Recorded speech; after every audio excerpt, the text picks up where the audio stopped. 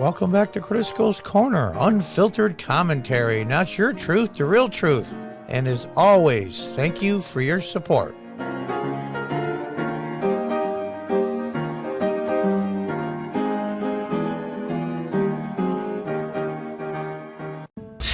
There's been some reports that our embassy in Ukraine has made a request to send non-essential personnel home now, begin that process. Have you approved that request yet? And if not, what are you waiting for? Chuck, this is something that we look at every single day. I have no higher responsibility than the safety and well-being of the folks who work for the State Department and who are under my care, in a sense. So we're tracking this very, very closely. We're looking at it on really a daily basis. And if we need to make a determination that we should draw down some of the folks at the embassy, we'll do that based on the security needs. But right now, you feel like Kyiv appears safe, at least in the near term. This is something, again, we're tracking intensely, hour by hour, and certainly day by day. The diplomacy, the consistent calls for meetings right now that the Russians are doing, do you think they're genuine about diplomacy, or do you think they're just essentially playing out the calendar here because he's not going to upset Xi in the Olympics, and essentially we're making it look more legitimate by negotiating? Are you worried that he's playing us a little bit?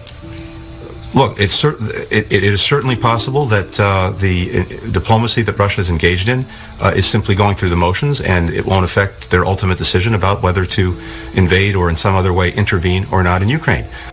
We are proceeding on both paths at the same time. We'll be ready either way. The choice is Vladimir Putin's.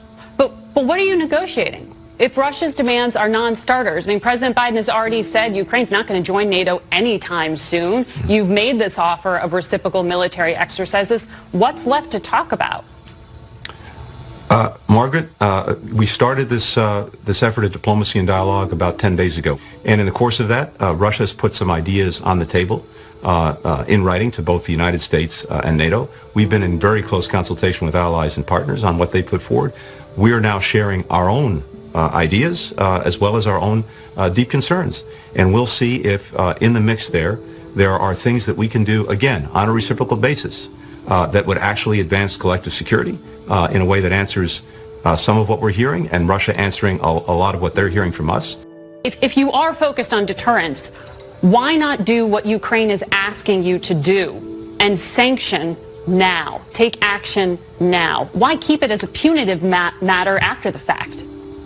Well, first, we are, as I said, taking action now. We built up across these many weeks a very strong coalition of countries that has made it very clear it will take very significant action if Russia commits renewed acts of aggression. Right, and Ukraine is saying you could go harder. You could be stronger. We've provided very significant military assistance to Ukraine. We've been taking action against Russian agents in Ukraine. But as to the sanctions, the most important thing we can do is to use them as a deterrent, as a means of dissuading Russia from engaging in further aggression. Once sanctions are triggered, you lose the deterrent effect.